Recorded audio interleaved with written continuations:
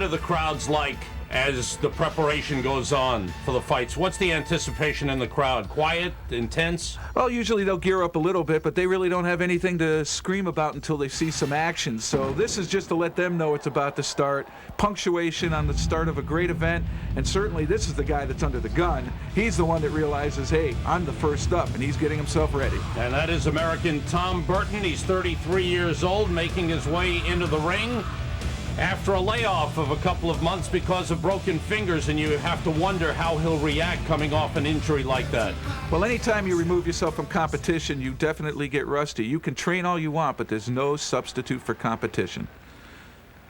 The lights dim once again in preparation for the entrance of the Japanese fighter, Hiromitsu Kanehara. A little different music here. Now this is that spiritual side. This is the calm before the storm. Everyone getting ready, kind of gathering themselves up, and that's both audience and athletes. And certainly prior to a big match when I was competing, you really dwell deep inside yourself to pull out that intensity.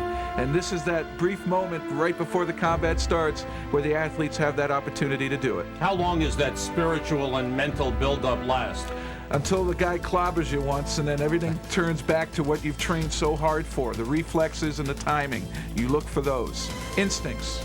And here is Hiromitsu Kanehara making his way to the ring. What do you look for in contrast of styles in this fight? Well, right away, without a doubt, Kanehara here looks like he's in tremendous shape. It looks like he can go the distance and not really fatigue. Burton, on the other hand, looks a little bit larger. Fatigue may be a problem because he's had that little bit of a layoff. And when you take a look at the skills that each of these athletes possess, Burton came from a wrestling background, and that's where his strength lies.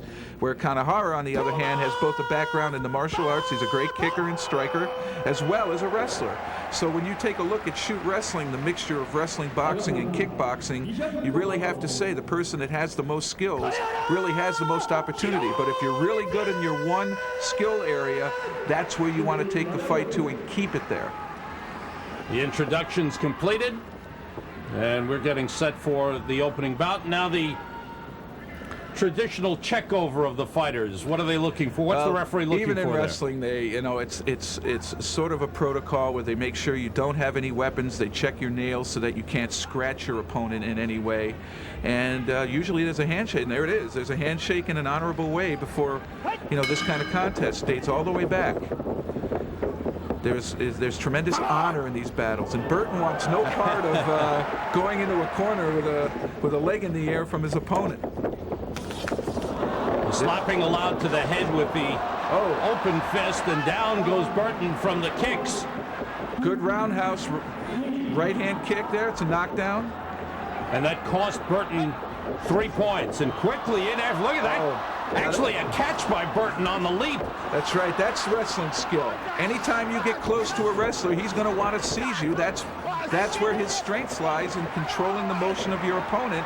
Once Kanehara is outside, he's free to strike and kick. Once Burton grabs him, you stop him, and of course grabbing the ropes ends any kind of hold you have. They start over. The escape route to the ropes for Kanehara, it cost him a point in the scoring. Each fighter starts with 15 points, and the loss of a point for Kanehara by going to the ropes, but he had to get out of that submission hold. Here. Burton had an opportunity to suplex and didn't do it. A nice little roll there. Good quickness shown by Kanehara. And on the mat here, if you're a wrestling fan, you have to remember there's nothing gained by putting your opponent on his back. What you have to do here is find a way to get to a submission hold. Find a lock on your opponent and work it to get some leverage so that you can try and extend a joint. Literally break a joint, Sam. And the way you get out of it is, of course, grab the rope or break the hold, and Burton grabbed the rope. And there was the escape there, a loss of a point for Burton. So he's lost 4, 3 for the knockdown and 1 for grabbing the rope. You see Kanehara using the kicks. And he's smiling while he's doing it. He's challenging Burton here. He's kicking him in the leg, saying, what are you going to do about this? And a few of those kicks can certainly cut down on your mobility. And that's the danger of kicking. If you get caught, and this is a wrestler's position here. Oh, beautiful throw. What's the effect of a throw there by Burton? Well, he didn't land directly on his head, so it wasn't as devastating as it could have been, but certainly it put some thoughts into Kanehara about getting too close to Mr. Burton there. What started out as a sleeper hold, a good work by Kanehara to escape there. Modified chokehold. And here, once again, nothing to do with trying to put your opponent on his back. You can see Kanehara sizing up the leg. He's looking to try to put that leg into some kind of submission lock. No pins in shoot wrestling. Here it comes. Fight ends by knockout or submission. And you really want to refrain from constantly grabbing the rope, otherwise you run out of points. So you see Burton here struggling as best he can to break the lock on his own without having to use the safety of the ropes. And Kanehara trying to keep him in the center of the ring. Submission hold here. Burton scrambles for the ropes, and he gets there. Oh, and he just got there. Fingertip grab, and it saved him. Anytime you get the leg straightened and apply pressure, you start to hyperextend. And that's exactly where Burton found himself. Kanehara doing a masterful job once down on the canvas. And immediately kicking for the leg that he had moments ago. Smart strategy again. Make the weakness even greater a problem for his opponent. You can only hit to the head with an open fist. Slaps to the head. Kanehara going for the ropes. You saw Burton grab his ankle and twist it. Immediately Kanehara turned for the safety. Back on their feet again. Let's see if Kanehara starts kicking that exposed leg once again. And Burton, you can see in his style, seems awkward kicking. Well, you don't try to be what you're not.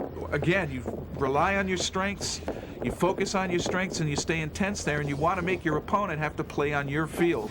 The one thing he doesn't want to do is trade kicks with a kicker. And Kanehara alternating his kicks, going low with the right, high with the left. Down goes Burton again on the kick to the midsection. And another knockdown, which will cost Burton another 3 points. Hit him in the midsection, probably solar plexus, lost some of his breathing capacity there, needed a break. And Kanehara on the rebound tried to take Burton out, and Burton now has him in a front headlock, a modified choke. Let's see if he can send Kanehara over the top with this. And Kanehara looks for the ropes. Is that what you're always looking to do, take him over the top? If you're a wrestler, you want to get him in the air and put him down as hard as possible, causing whatever damage you can. And that's your strength as a wrestler. You know how to lift and put down. So you want to constantly go there. And a good kick to the leg, it took Burton right down. Strong kick. That's the disadvantage of being a wrestler. You're not familiar with this type of strategy, and you have to learn how to survive here. What's Kanehara looking for here? He's looking for a short arm bar. A short arm bar in this sport is where you lock over one of your opponent's arm, put your legs over his chest, and you see Burton locking his hands. If he loses that grip and that arm becomes extended and straight, you're then going directly against the elbow, submission hold.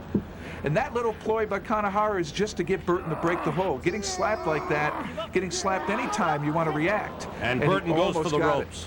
You saw how the arm came out, and he's bringing that elbow in. This is not pretty. This is called leverage, a very simplistic physical force that when applied to a joint in a straight mode, you hyperextend it, you're going to give up. Burton went for the left arm. That was pretty, but there wasn't a lot of damage. Now here's his opportunity. Oh, full Nelson. Full Nelson. He needs to extend. I don't know why he wants to bring him to his feet. If he keeps him flat on his face, he could submission him there. Oh, here we go. Oh, Kanehara's smart to go down. Burton trying to throw him. This is where fatigue could be a problem. Oh, a beautiful hold. Kanehara shaking here. What can Burton do? Go right for a submission. Anytime you get your opponent in trouble right away, you want to follow it up with another move. Don't give him time to recuperate. Kanehara gets to the ropes. Very lucky situation there. He was in some danger. Tremendous pressure to his lower back in that leg hold.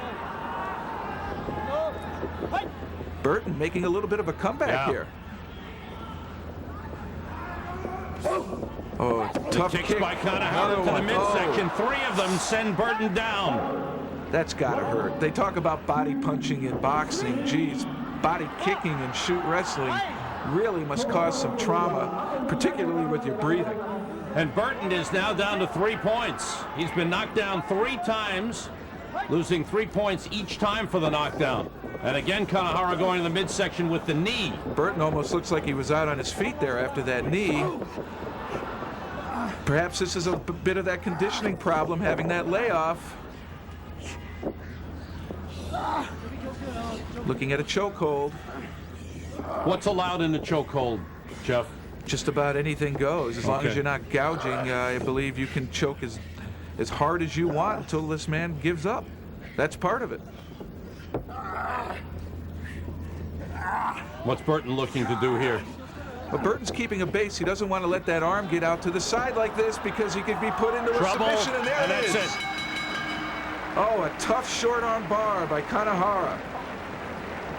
So Kanehara used the kicks effectively to take a lot of the fight out of Tom Burton. Finishes it off with the submission hold. Tom Burton had a couple of good moments, but not enough. Wasn't able to stay consistent with his attacks. As he fought to come up off the bottom here, Kanehara was acting like he's going to continually put a chokehold on him, but then he swings him to the side, locks up that sharp forearm by bringing both legs across the chest of Burton, and then you just squeeze and pull back on that arm, and you're hyperextending the joint. And the fortunes end quickly for Tom Burton. When you're having a joint rearranged, you'll tap out very, very quickly. Yeah. And no chance for him to go for the ropes. As soon as Kanehara had the arm, it was right. over. That was the arm closest to the rope, so he would have had to travel the full width of the ring to get it to safety. And Kanehara, great technique. So, Tom Burton an upset as he reaches the locker room. Son of a bitch! Well, it doesn't appear he has any permanent damage to that elbow. He was able to tap out before injury. Gary Albright, who'll be fighting in our main event, a man you know very well, in the locker room checking things out. There's Tom Burton, still upset over the defeat. Tell me what happened. He's just a little bit better wrestler than I am. He trains a lot harder than I do. I need to come back and train a lot harder next time. Kanehara, he's worked hard for the spot he's earned, and I'm going to try to take it away from him. I'm going to get it back where I used to be at. That's a bet. There were a couple of times when you seemed like you were there. You had him. Yeah, it's gotten easier, but it's the hardest thing I've ever done. Probably always will be. It's the toughest sport ever to be in right now, this shoot star wrestling. What would you have done different out there? It's hard to concentrate when you're here and there's so many people there and they're kind of backing him up and you kind of feel like you're the outsider in a way, but I'm just going to work more on conditioning, I guess, and maybe a little bit faster on my moves. You know, I thought maybe I had him with a couple of throws and a couple of moves here or there, but he's tough. That's why they call him Animal. Seemed to, you had him in the center of the ring a couple times in a hold, and he seemed to have gotten to the ropes real quick. Strong. You know, it's hard to get a hold like that beginning of the match early. To keep it on a guy like that that's that strong. You have to wear him down, stay on him. You know, he got me first. I don't know, there's nothing else I could say. I just need to train more. Thanks. Back to work for Tom Burton in the locker room. American tag team of Gene Leidick and Steve Nelson with Gary Albright awaiting the next match. You guys are on next. You just laying out here. How you feeling before you're ready to go out? I feel pretty confident. The competition's tough. They're all tough, but I think I smell victory in the air tonight. Just getting mentally ready to go out and destroy the enemy. It's basically my plan. It's where I get myself psyched up. You look at it differently being tag team rather than an individual match? This is my first tag team, but I know I can depend on him, and I know he can depend on me. So yeah, either we win together or we lose together. That was Steve Nelson.